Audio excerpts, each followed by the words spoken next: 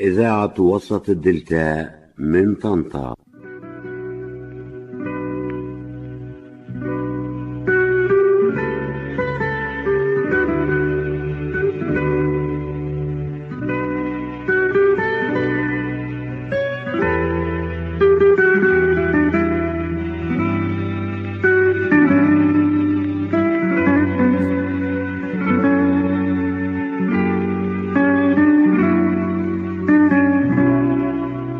سهرة ثقافية.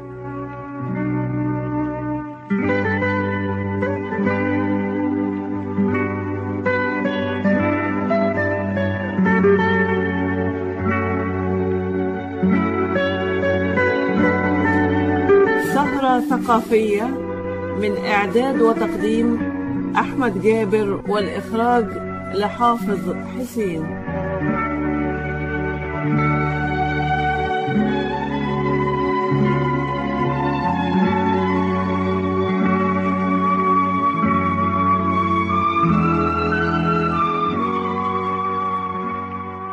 سيداتي سادتي، السلام عليكم ورحمة الله وبركاته، وأهلا بكم معنا إلى سهرة ثقافية جديدة.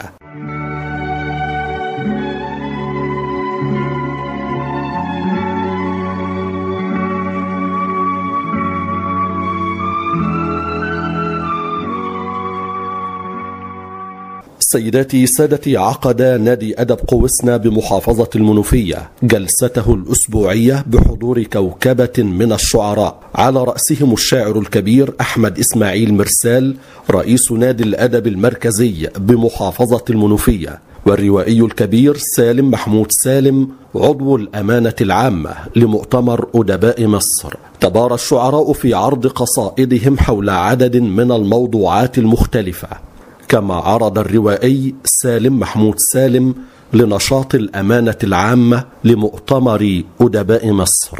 والروائي سالم محمود سالم هو من مواليد مركز قوسنا بمحافظة المنوفية في عام 1962.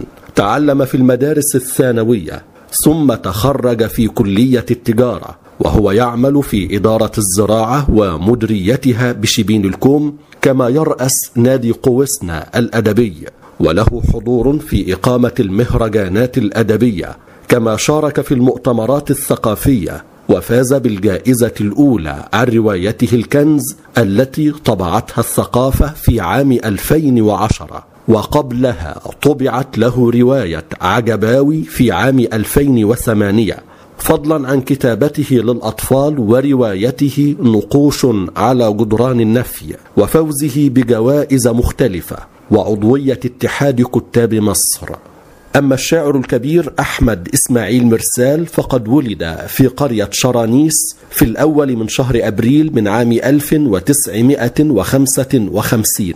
التحق بكلية التربية جامعة طنطا وتخرج فيها في عام 1977 في قسم الرياضيات، التي ظل يمارسها معلما وموجها في مصر والجزائر والمملكة العربية السعودية، ونال جوائز تقدير مختلفة، وكرمته الثقافة أكثر من مرة، إذ نال جائزة الشاعر محمود غنيم، وجائزة نادي القصيد عن قصيدته الكلمة، وديوانه أغنيات الجوع والغضب، ونال جائزة مجلة الرافعي التي كانت تصدر في طنطا عن قصيدته عن ياسر عرفات. إليكم سيداتي سادتي فاعليات جلسة نادي أدب قوسنا بمحافظة المنوفية، والتي أدارها الشاعر أحمد إسماعيل مرسال. بسم الله الرحمن الرحيم. الحمد لله أحمده وأستعين به وأستهديه، وأعوذ بالله من شرور أنفسنا ومن سيئات أعمالنا، وأشهد أن لا إله إلا الله وحده لا شريك له، وأشهد أن محمدا عبده ورسوله وصفيه من خلقه وحبيبه، أدبه ربه فأكمل تأديبه، وأدبنا بأدب ربه فأحسن تأديبنا، صلوات الله وتسليماته عليه. الحضور الأفاضل، مرحبا بكم في هذه الأمسية من أمسيات نادي أدب قوسنا. نحن اليوم نحتفل بأفراح مصر في في افتتاحها للفرع الثاني لقناة السويس. نلتقي اليوم ونحن نحلم لمصرنا بغد أفضل وبمستقبل أزهى وأبهر إن شاء الله. يسرنا أن يكون معنا في هذا اللقاء الأستاذ أحمد جابر في السهرة الثقافية. نحلم أيضا أن نشرق من خلال إذاعة وسط الدلتا ومن خلال كل إعلامنا الذي نصبو إلى أن يتبوأ المكان الأسمى في ساحة الإعلام وساحة الأدب إن شاء الله. يسعدنا أن يكون حضورنا في هذه الأمسية الثقافية الأستاذ سالم محمود سالم الروائي الكبير وعضو الأمانة العامة لمؤتمر مصر. يسعدنا أيضا أن يكون معنا الشاعر الأستاذ الدكتور أحمد رجب النمر والشاعر الأستاذ محمد الضروفي. نبدأ مع الروائي الكبير الأستاذ سالم محمود سالم، ونرجو منه أن يحيطنا علما ببعض الأنشطة التي تدخل في دائرة اهتمام الأمانة العامة لمؤتمر مصر العام. فليتفضل. بسم الله الرحمن الرحيم. اسمحوا لي في البداية أن أنا أرحب بحضراتكم. لو هنتكلم عن الأمانة العامة لمؤتمر أدباء مصر، يبقى هنقول إن الأمانة ديت عشان نعرفها في الأول عبارة عن مجلس شعب مصغر بيمثل كل محافظات مصر، بمعنى إن كل محافظة بيمثلها عضو في هذه الأمانة. الأمانة ديت بتتقسم لكذا لجنة داخل الأمانة من أعضاء الأمانة نفسهم: لجنة الأبحاث، لجنة الإعلام، لجنة التنظيم. ممكن يبقى فيها مكتب فني، بس احنا بصراحة المكتب الفني لغناه هذه الدورة لأنه كان بيقلص دور أعضاء الأمانة، والأنشطة بتتمثل أو بيمثلها هذا المكتب. فأقرينا كأعضاء أمانة يعني إن احنا نلغي هذا المكتب في هذه الدورة. في الحقيقة الدورة ديت 2014 و2015 تم انتخابي من أدباء المنوفية في الجمعية العمومية، وكان لي الشرف إن أنا أمثلهم في الأمانة. وهي الأمانة بتقفز قفزات نوعية في الحقيقة في هذه الدورة، لأن معظم أعضائها من الأدباء، مش عايز أقول المشاغبين، ولكن الأعضاء اللي بيعرفوا يجيبوا حقوق زملائهم اللي بيمثلوهم على مستوى القطر. فطلبنا، يعني احنا ما كناش بنشوف وزير الثقافة إلا في الجلسة الافتتاحية في المؤتمر العام ده إذا جه. احنا طلبنا وزير الثقافة يحضر معانا جلسات الأمانة، رئيس الهيئة العامة لأصول الثقافة بيحضر معانا جلسات الأمانة، معظم قيادات الهيئة العامة لقصور الثقافة بتحضر معانا الأمانة. وبصراحة أعضاء الأمانة بيمثلوا مصر تمثيل مشرف للغاية. وحضراتكم ما تتخيلوش مدى الإرهاق ومدى التعب ومدى المعاناة اللي الأديب اللي بيمثل محافظته بيعنيه في سبيل توصيل رسالة للمؤسسة الثقافية في مصر. وعلى سبيل المثال آخر أنشطة الأمانة، يعني احنا وصلنا مع وزير الثقافة الأستاذ الدكتور عبد الواحد النبوي إننا، والراجل ما تأخرش الحقيقة، لما طلبناه عملنا جلسة تحضيرية الأول عشان نشوف هنوصل له رسالة ازاي في عدة نقاط. وفعلا اتحدد ميعاد في المجلس الأعلى للثقافة، ورحنا أعضاء الأمانة كلنا وبعض من القيادات الهيئة العامة لأصول الثقافة، على رأسها الكاتب المسرحي الأستاذ محمد ناصف والأستاذ محمد أبو المجد والأستاذ الصبرية وقيادات الثقافة. وكان طبعا انا نسيت اقول ان احنا تم اختيار الدكتور سيد خطاب هذا العام رئيسا للمؤتمر، والدكتور سيد خطاب كان رئيسا للهيئة العامة لقصور الثقافة في السابق. وفي مشاكل بينه وبين وزير الثقافة الدكتور جابر عصفور تم إزاحة هذا الرجل، وتولى مكانه الأستاذ محمد عبد الحافظ نصف. هذا بس للعلم. يعني لقاء الوزير كان مثمر للغاية في الحقيقة، يعني لأنه احنا استعرضنا الخريطة الثقافية لمصر وما تعانيه من مشاكل وأثقال وهموم مرت على الثقافة على مدى 40 سنة مضت. فطبعا مش هتتحل في يوم وليلة أو فكانت الجلسة عبارة عن مقترحات الأعضاء بيقدموها من خلال وقت معين لكل عضو، زي مجلس الشعب بالظبط ما بيحصل، ومن خلال ورقة بيقدمها كل عضو للسيد وزير الثقافة. وتناقشنا كثيرا في وضع استراتيجية ثقافية لمصر، وأتمنى أن تثمر هذه الجلسة في نهايتها. طبعا هي دي كانت تاني جلسة للسيد الوزير معنا، وسيمتد اللقاء مع معالي وزير الثقافة إلى أن ننتهي من وضع استراتيجية ثقافية تليق بالمبدع والمثقف المصري، وتحقق للمتلقي أن يحصل على منتج ثقافي يليق به كمواطن مصري.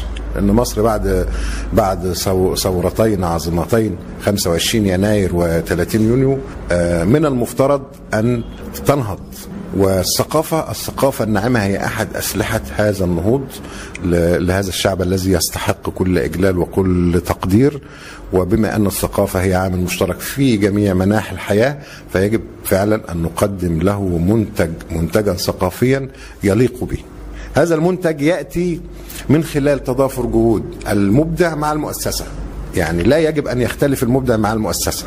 نعم، يجوز أن يكون هناك بعض المعارضات، بعض الأشياء التي من الممكن أن تعرقل المسيرة الثقافية في مصر، ولكن يجب في هذه اللحظة التي تمر بها البلاد أن نرقى أو نرتقي بالمنتج الثقافي حتى نكون جنبا إلى جنب، لأن الثقافة سلاح يجب أن يستخدم في مواجهة الإرهاب ومواجهة منظومة الأخلاق التي تنهار يوما بعد يوم، ومواجهة كل شيء.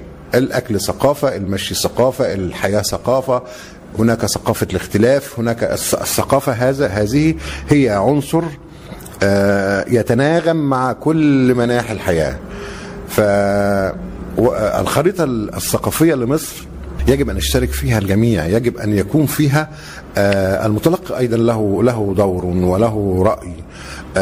مؤتمر هذا العام اتفقنا أن يكون في محافظة أسوان، وفي حقيقة الأمر السيد الوزير اتصل أمامنا في الجلسة بالسيد محافظ أسوان، فأبدى موافقة على الفور. وكان رأي أحد الأعضاء أن تكون، والدكتور سيد خطاب في حقيقة الأمر، وأنا يعني كنت أزيره في هذا، ألا يقتصر المؤتمر فقط على المحافظة المضيفة للمؤتمر، يجب أن يفرش المؤتمر على عدة محافظات كما حدث في أسيوط في العام الفائت. فقد قمنا بتقسيم أعضاء الأمانة إلى أفراد. هؤلاء الأفراد انتشروا في ربوع محافظة أسيوط،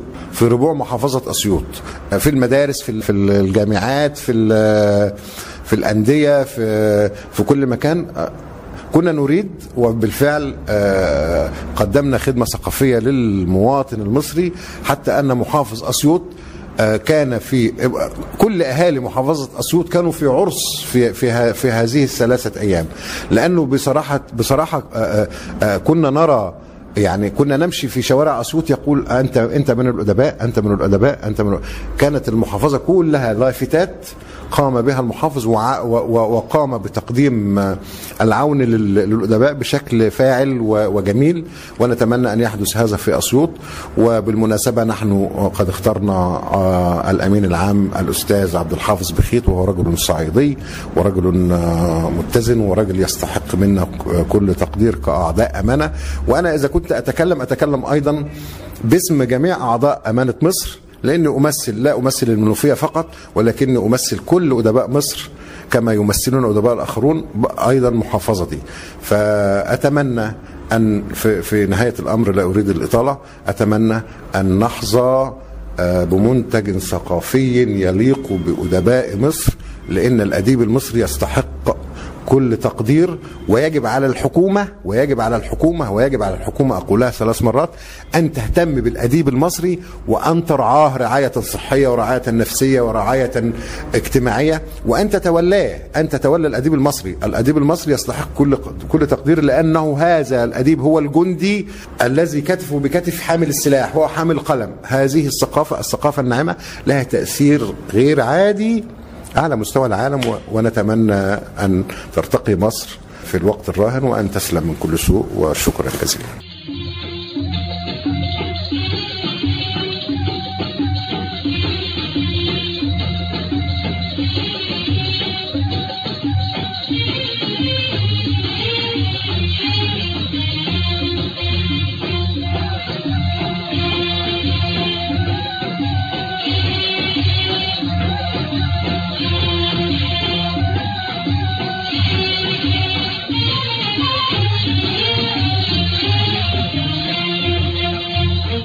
بلدنا لا تنام دواري وقت الأذان، يا بلدنا لا تنام دواري وقت الأذان، واجمع الصف الأمامي، اجمع الصف الأمامي، اجمع الصف الأمامي، اجمع الصف الأمامي، والصف وراه يا بلدنا، يا بلدنا لا تنام دواري وقت الأذان، يا بلدنا لا تنام دواري وسط الأسامي، واجمع الصف الأمامي، اجمع الصف الأمامي، اجمع الصف الأمامي، اجمع الصف الأمامي، والصف وراه يا بلدنا، يا بلدنا لا تنام دواري وسط الأسامي، يا بلدنا لا تنام دواري وسط الأسامي،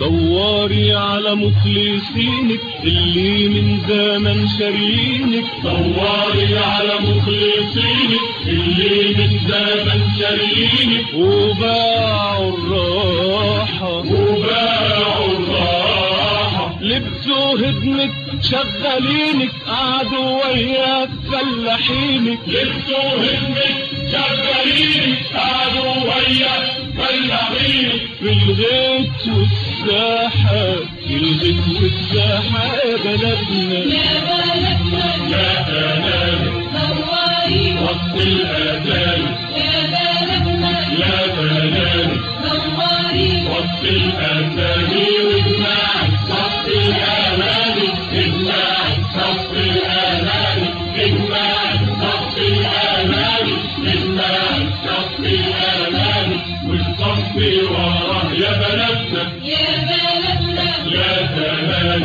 دواري وسط الأذان، يا بلدنا لا تنام دواري وسط الأذان، أولادك أولاد كفاحك، أولاد ضحكتك وجراحك، أصوات الثورة، أصوات الثورة، أولادك أولاد كفاحك، أولاد ضحكتك وجراحك، أصوات الثورة، أصوات الثورة، هم القلع وهم الصاري، بصي حواليكي واختاري، هم القلع وهم الصاري، بصي حواليكي واختاري، سكتنا لبكرة، سكتنا لبكرة يا بلدنا، يا بلدنا لا تنام دواري وسط الأذان، يا بلدنا لا تنام دواري وسط الأذان،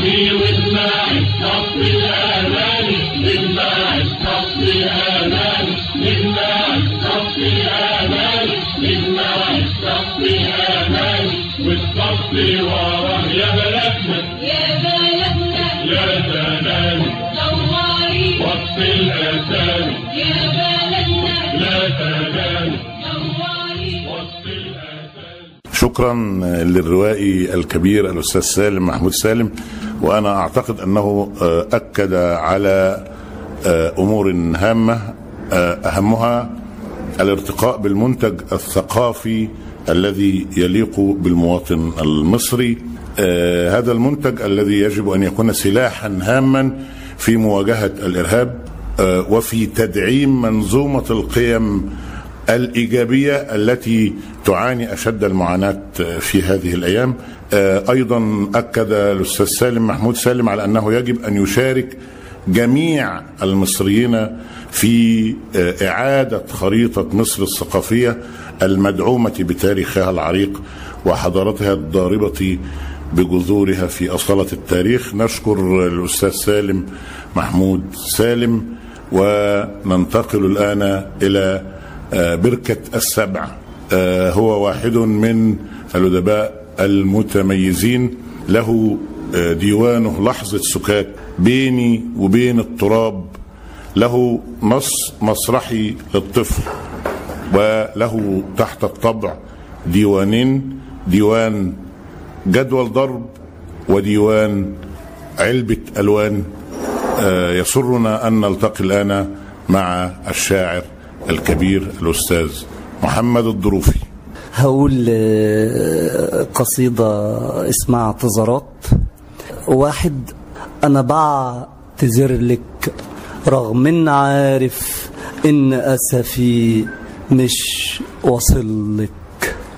أنا تهت مني في زحمة الأيام وسبتك، أنا حتة منك، سامحيني تهت في دنيتي، كان غصب عني، كان نفسي أعيش العمر كله تحت ظلك، ورجعت علشان أعتذر لك رغم إن عارف إن أسفي مش واصل لك. 2: لم الرسايل كلها ولا تبعتيش تاني، قلبي اللي كان بيحس بك بقى قلبي وحداني، فتيني ليل الآه وبعدت عن كوني، وانت اللي كنتي تحسي همسي وسكوني، يا منتهى الحزن سرسب حزني فوق خدي، من يوم فراقك وانا الحزن بات فيا، يا كل شيء في الحياة، يا نهر حنية،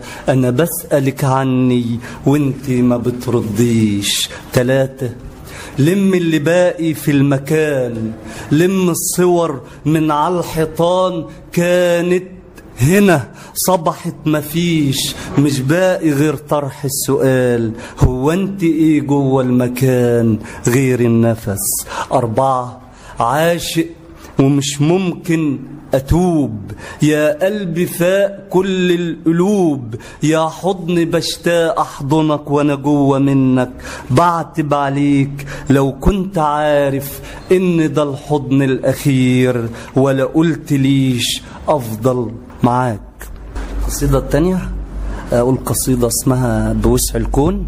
بحبك أيوة بزيادة، وكالعادة أنا بحكيكي في الحواديت، تاريخ مكتوب ومتسطر، فما تلومنيش وسامحيني من الأول إذا قصرت، مسافة شوفي على قدي ومين قدك بوسع الكون، يكون حبك وبزيادة، وكالعادة أنا بحكيكي في الحواديت، نسايم شوق وشمس أشعة نور بلون شمسك، أمل طارح في كل مكان، أنا شاعر مليش عنوان غير إن أكون مع اللي بيحلموا بيكي، يا شوق الشوق أنا عاشق بلاقيكي، جمال الصورة في البرواز، وقلب البكر لسه أخضر جداره إزاز، وعشقك على الجدار منقوش يعود ملفوف ومتقسم، وفيك الحسن رباني ما فيهش رطوش ولا تشخبيط، تاريخ مكتوب ومتسطر من الأول، فما تلومنيش وسامحيني إذا قصرت، مسافة شوفي على قدي ومين قدك بوسع الكون. شكرا.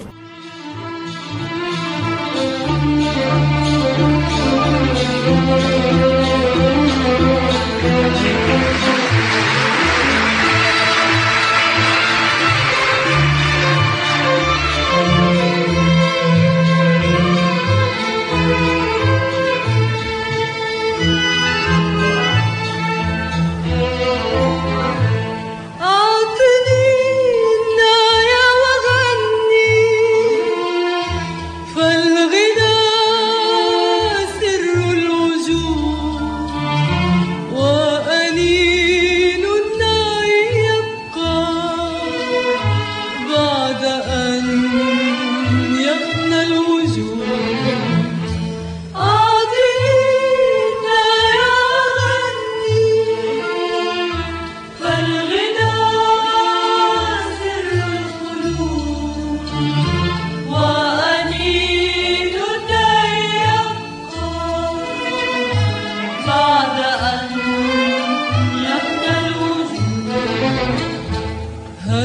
اتخذت الغابة مثلي منزلا دون القصور فتتبعت السواقي وتسلقت الصخور هل اتخذت الغابة مثلي منزلا دون القصور فتتبعت السواقي وتسلقت الصخور هل تحممت بعطري وتنشفت بنور هل تحممت بعطري وتنشفت بنور وشربت الفجر خمرا في كؤوس من أثير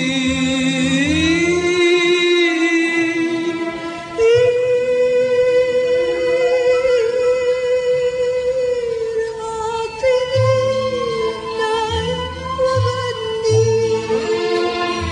فالغنى سر الوجود وأنين النعي يبقى بعد أن يفنى الوجود أعطني النعي وغني فالغنى سر الخلود وأنين النعي يبقى بعد أن يفنى الوجود. شكرا لشاعرنا الكبير الأستاذ محمد الضروفي. والآن مع الشاعر الذي أبهرني شخصيا وهو يجيء متميزا يتميز ضمن مجموعته الأثيرة التي يحب دائما أن يعيش معها، مجموعة همس الكلام، وهو من الأعمدة الأساسية لهذه المجموعة.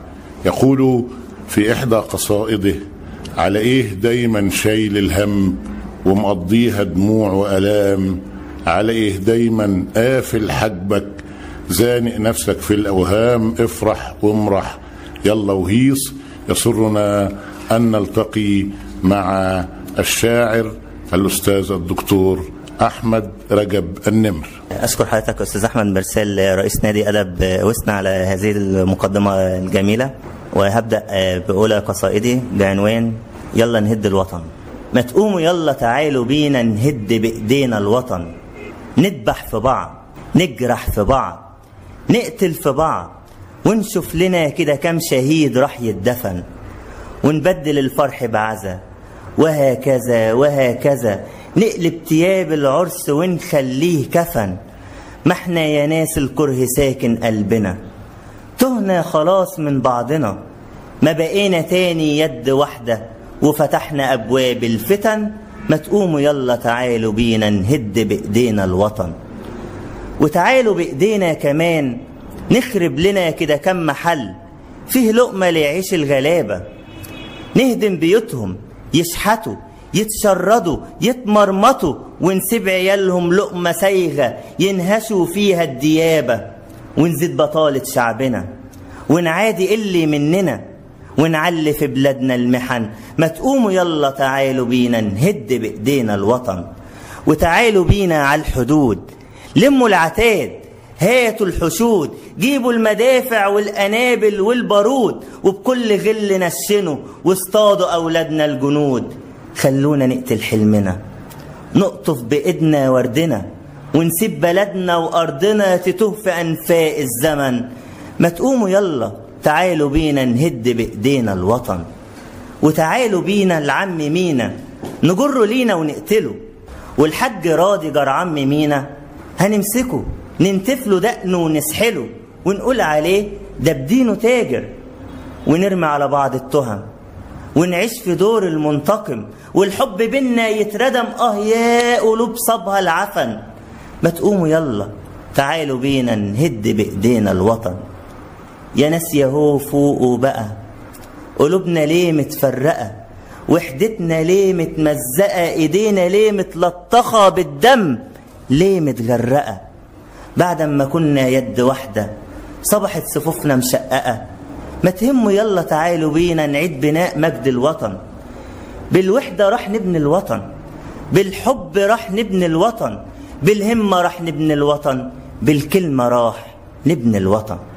القصيدة التانية: وتحكي لي وانا احكي لها، وتشكي لي وانا اشكي لها، ونحضن بعض ونسافر، ونرمي الهم ونهاجر ورا نجمة محبة وشوق، ونخطف من الزمن لحظة تاخدنا لفوق لحلم جميل يغني في القلوب مواويل، تقربنا وتبعدنا ومن دنيتنا بتاخدنا، بتشفي أي قلب عليل بيتمنى في عز الحب واللهفة، ياخدها يطير على الجنة، ويخطف قلبها خطفة يخليها ما تتمنى بغير الحلم إنه يطول، وإنها عنه ما تبعد، وإن النعمة دي ما تزول، ويفضل حلم بيجمع من القلوب حكايات تقول الحب عمره ما مات ولا هيموت.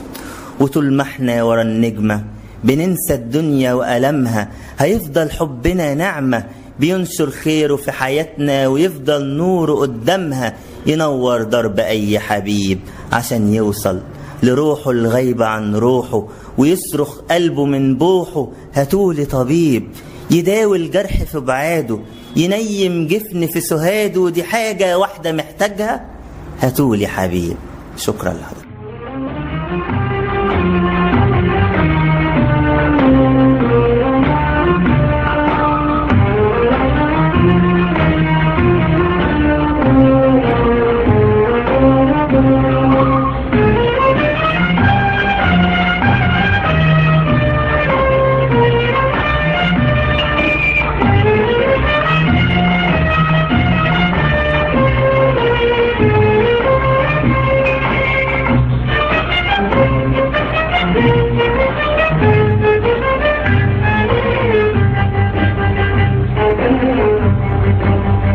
أحبها اهتز قلبي عندما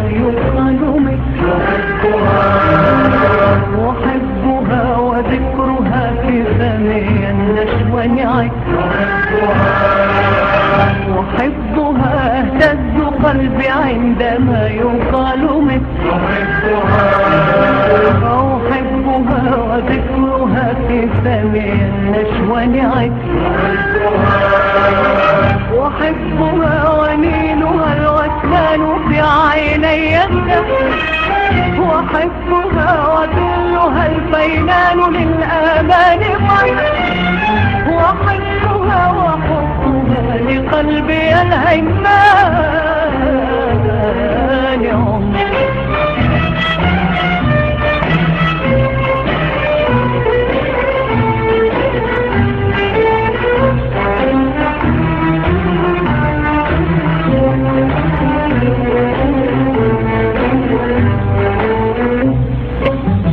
شربت من كوثرها أعذب ما ارتويت وعشت في رحابها وفي ربوعها مشيت شربت من كوثرها أعذب ما ارتويت وعشت في رحابها وفي ربوعها مشيت وعندما رأيتها نسيت كل ما رأيت تضمني بحجرها ترنيمة وبيت وأحبها لأنها عمري الذي قضيت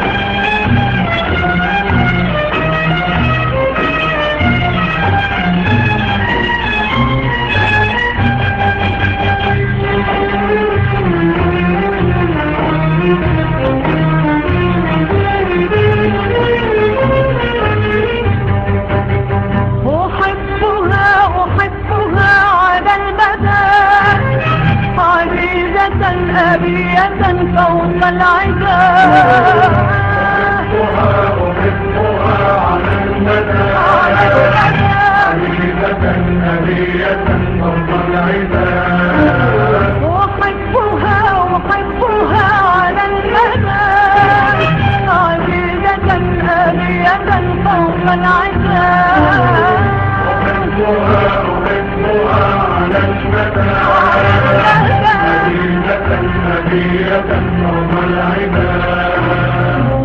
هلفت كل لصوتها صدى وإن دعت سرنا نسابق النداء إن هتفت كل لصوتها صدى وإن دعت سرنا نسابق النداء وترقص الأرواح والدنيا. شكرا دكتور احمد رجب النمر. وبنشكر ايضا شاعرنا الاستاذ محمد الضروفي. واسمحوا لي اني اقدم 3 قصايد قصيره.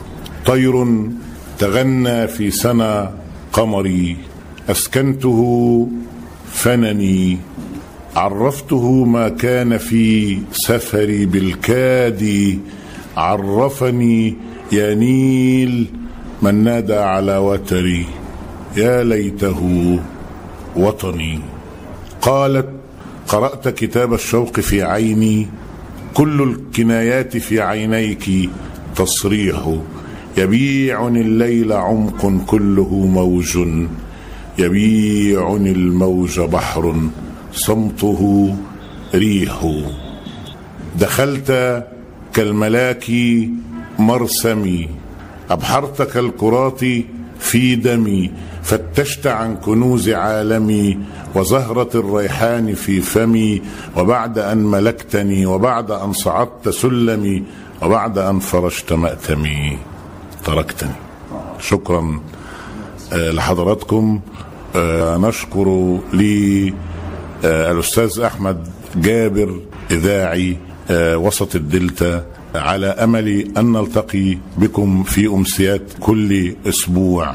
أدعو الله أن يجمعنا على خير.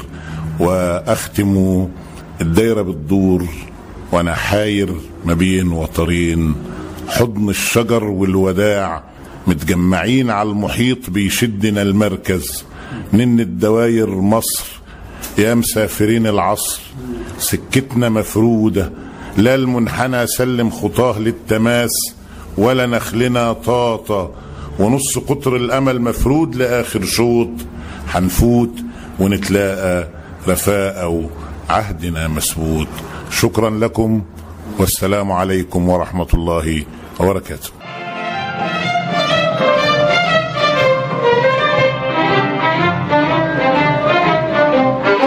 إذا بسر قالت نعم فاتبعوها وإن أعلنت لا فاسمعوها. إذا بسر قالت نعم أيدوها وإن أعلنت لا فاتبعوها. فمصر منزهة في الأرب ومصر العلا وضمير العرب. إذا بسر قالت نعم أيدوها وإن أعلنت لا فاسمعوها.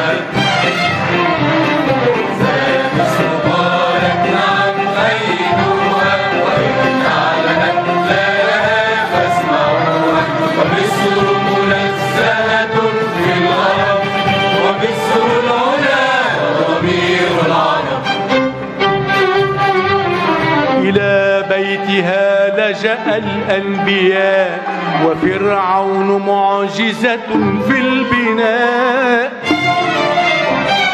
إلى بيتها لجأ الأنبياء وفرعون معجزة في البناء. وأوصى الإله بها العالمين وقال ادخلوا أرضها آمنين. وأوصى الإله بها العالمين وقال ادخلوا أرضها آمنين. إلى بيتها لجأ الأنبياء وفرعون معجزة في البناء. إلى بيتها لجأ الأنبياء وفرعون معجزة معجزة في البناء، وأوصى الإله بها العالمين وقال ادخلوا أرضها آمنين.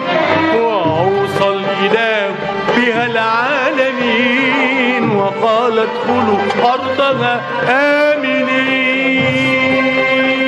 فمصر منزهة في العرب ومصر العلا وضمير العرب. قالت نعم أيها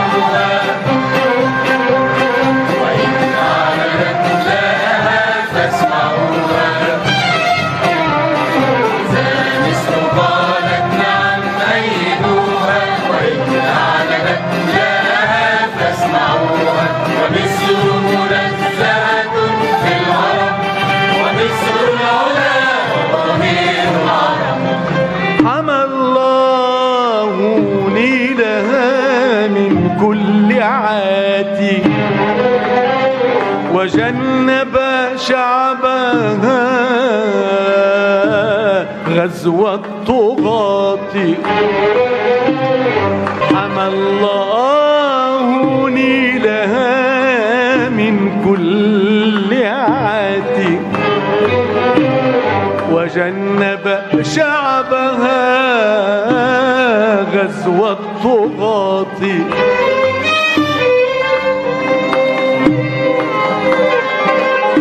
حمى الله نيلها من كل عاتي وجنب شعبها غزو الطغاة.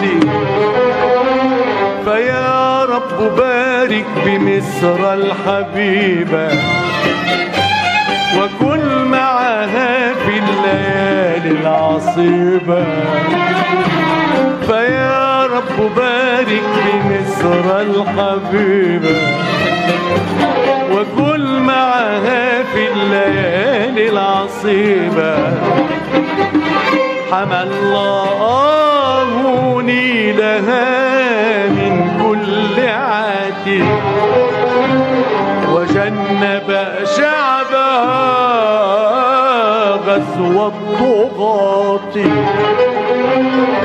حمى الله نيلها من كل عاتي وجنب شعبها غزو الطغاة.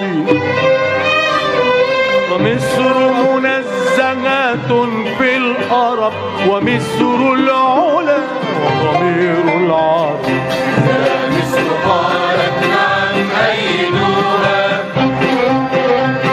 وإن أعلنت لها فاسمعوها.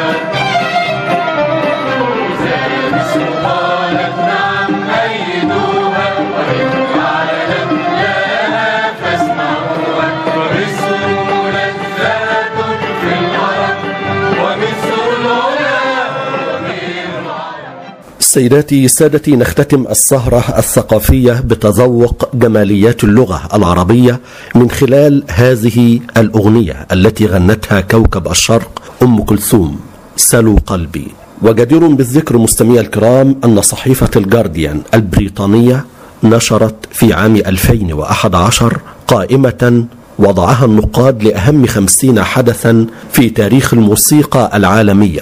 وفي المرتبة 10 من هذه القائمة جاء غناء كوكب الشرق أم كلثوم لقصيدة سلوا قلبي. وفي تعليقها على هذا الموقع الذي احتلته أم كلثوم وهذه الأغنية على وجه الخصوص، قالت صحيفة الجارديان إن أم كلثوم هي أعظم مطربة في تاريخ الموسيقى العربية، وقد صعدت وأصبحت سوبر ستار بكل معنى الكلمة في منتصف الأربعينيات، وبفضل تعاونها مع ملحنين كبار من أمثال رياض السنباطي الذي لحن لها قصيدة سلوا قلبي، والتي غنتها أم كلثوم في عام 1945. والحقيقة أن اختيار الصحيفة لسلوا قلبي لاحتلال هذا الموقع هو اختيار موفق وصائب تماما، ويبدو أن النقاد الذين اختاروها على معرفة دقيقة فعلا بتاريخ كوكب الشرق أم كلثوم ومسيرتها، ذلك أن غناء كوكب الشرق أم كلثوم لسلو قلبي في عام 1945 كان بالفعل نقطة تحول تاريخية في تاريخها وفي تاريخ الغناء والموسيقى العربية. وهذه الأغنية هي نتاج لإبداع ثلاثة من أكبر العمالقة في تاريخ الشعر والتلحين والغناء العربي، كتبها أمير الشعراء أحمد شوقي، لحنها الموسيقار الكبير رياض السنباطي، وغنتها كوكب الشرق أم كلثوم.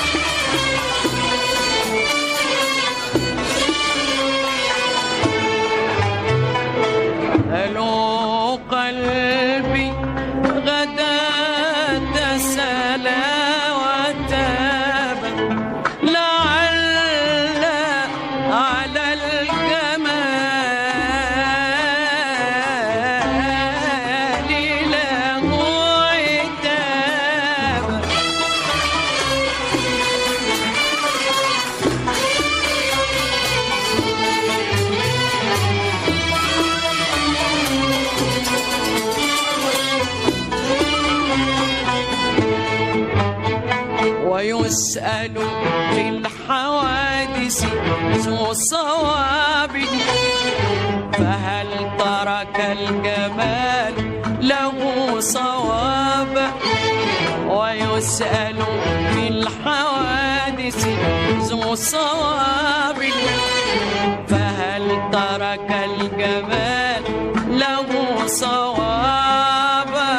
وكنت إذا سألت القلب يوما، وكنت إذا سألت القلب يوما تولى الدمع عن قلبي الجواب.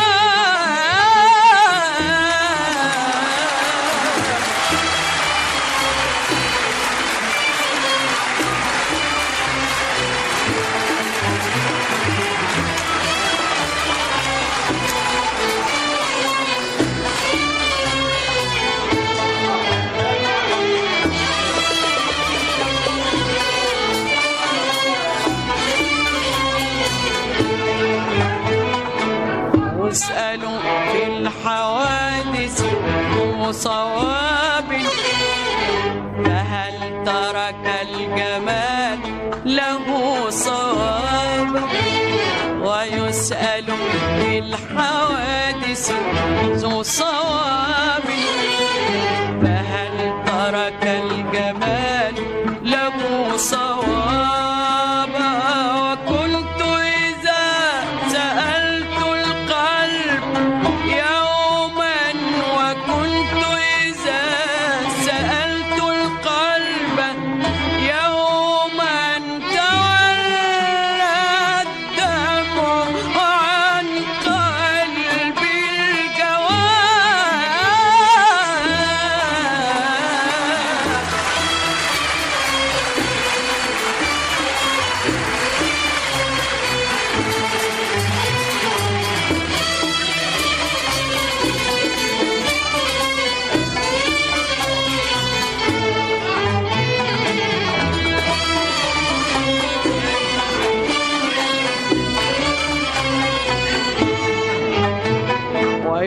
ويسأل في الحوادث ذو صواب، فهل ترك الجمال له صواب؟ ويسأل في الحوادث ذو صواب، فهل ترك الجمال له صواب؟ كنت إذا سألت القلب يوما، وكنت إذا سألت القلب يوما تولى الدمع عن قلبي الجواب.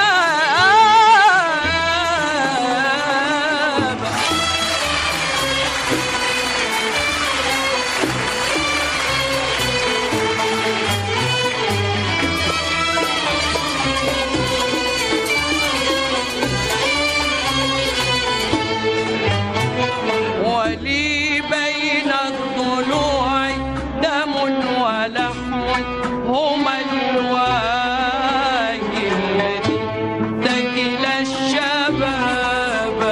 ولي بين الضلوع دم ولحم، هما الواجي الذي تكل الشباب. تسرب بالدموع فقلت ولا، وصفق بالضلوع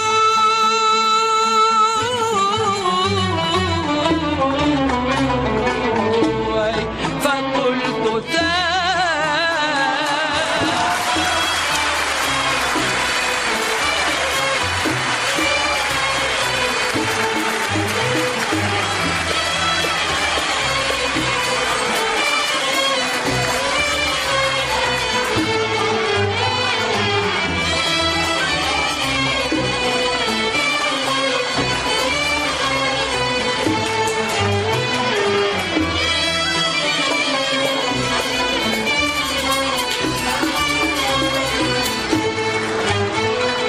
وسأل الحوادث ذو صواب، هل ترك الجمال له صواب؟ ويسأل في الحوادث ذو صواب، هل ترك الجمال له صواب؟ وكنت إذا سألت القلب يوما، وكنت إذا سألت القلب يوما تولى الدمع عن قلبي الجواب.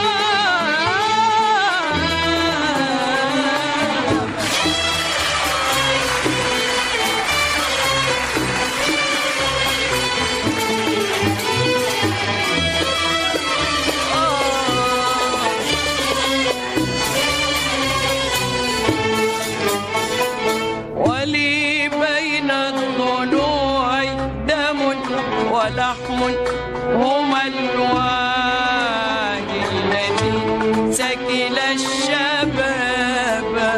ولي بين الضلوع دم ولحم، هما الواجي الذي سكل الشباب. تسرب في الدموع فقلت ولا، وصفق في الضلوع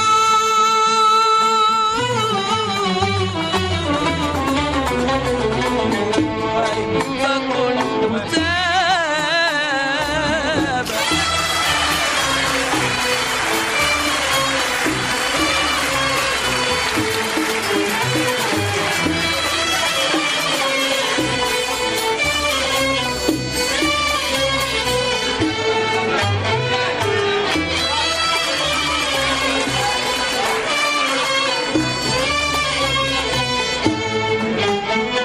ويسأل في الحوادث ذو صواب، فهل ترك الجمال له صواب؟ في الحوادث ذو صواب، فهل ترك الجمال له صوابا؟ وكنت إذا سألت القلب يوما، وكنت إذا سألت القلب يوما تولى الدمع عن قلبي الجواب.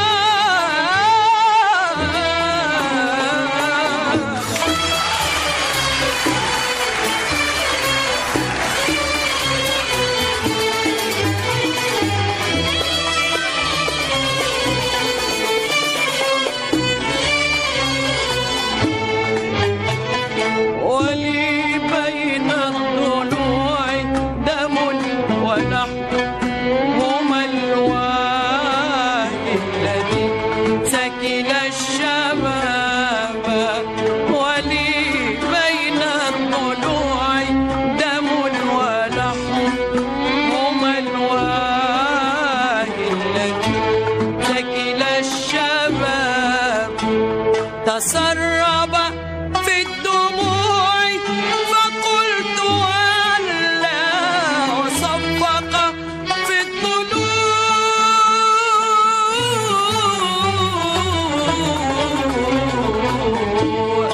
فقلت ذاب.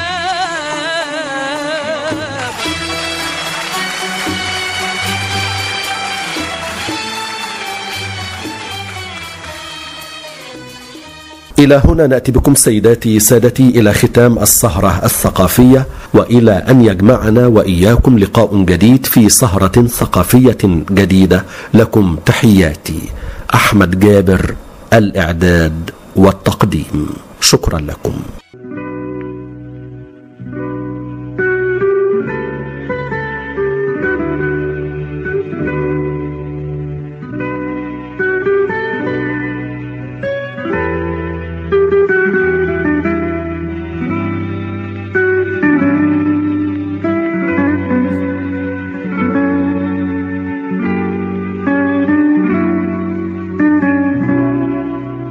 سهرة ثقافية.